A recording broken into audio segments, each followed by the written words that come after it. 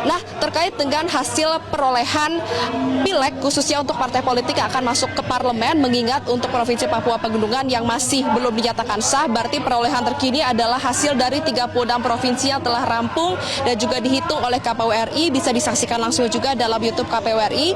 Untuk perolehan parpol sementara ini yang berhasil lolos ke parlemen totalnya adalah 8 partai politik.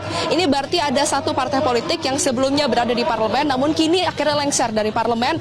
Namun ini hanya perhitungan sementara karena masih ada 2 provinsi yang masih harus dipertimbangkan juga, yang masih harus dimasukkan datanya sebelum bisa rampung 100%. Terkait dengan 8 partai politik tersebut, saya akan sebutkan secara berurutan perolehan dari tertinggi hingga urutan ke-8. Yang pertama yang mendapatkan suara tertinggi dalam perolehan pileg ini adalah PDI Perjuangan, yang kedua adalah Partai Golkar, kemudian Partai Gerindra, kemudian pada posisi keempat Partai Kebangkitan Bangsa, posisi kelima Partai Nasdem, posisi keenam Partai Keadilan Sejahtera PKS, posisi ketujuh Partai Demokrat, dan di posisi ke-8 Partai Amanat Nasional.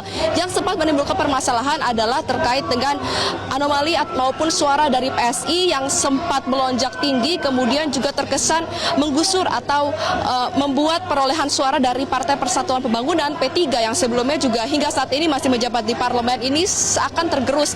Dan kalau misalnya kita lihat juga hal tersebut ternyata benar, terbukti dari hasil rekapitulasi 36 provinsi yang selama ini ada. Untuk perolehan terkini, Partai Solidaritas Indonesia mendapatkan 2,89%. Sementara untuk Partai Persatuan Pembangunan mendapatkan 3,84%. Ini berarti Partai Persatuan Pembangunan dan juga Partai Solidaritas Indonesia meskipun memang saling berebut suara, ada saling bertengkar terkait dengan adanya isu perpindahan suara, penggelembungan suara dan lain sebagainya. Namun pada intinya kedua partai tersebut hingga saat ini 36 provinsi belum bisa tembus ke parlemen, mengingat ambang batas dari parlemen adalah 4%. Kalau misalnya kita mempertimbangkan juga masih ada 2 provinsi, yaitu Papua Pegunungan dan juga Papua yang masih belum dinyatakan sah suaranya untuk perolehan pileg, maka juga akan sangat kecil kemungkinan akan terdapat perubahan yang signifikan. Apalagi kita juga melihat basis dari PSI dan juga P3 yang bukan berbasis di Papua dan juga Papua Pegunungan. Dan kalau misalnya kita juga melihat dari perolehan perhitungan suara khususnya di Provinsi Papua Pegunungan, meskipun memang belum dinyatakan sah, untuk suara tertinggi parpol di Papua Pegunungan juga masih dipegang oleh partai-partai yang saat ini menempati urutan teratas, yaitu ke-8 partai yang berhasil lolos ke parlemen, paling tidak berdasarkan perhitungan 36 provinsi saat ini.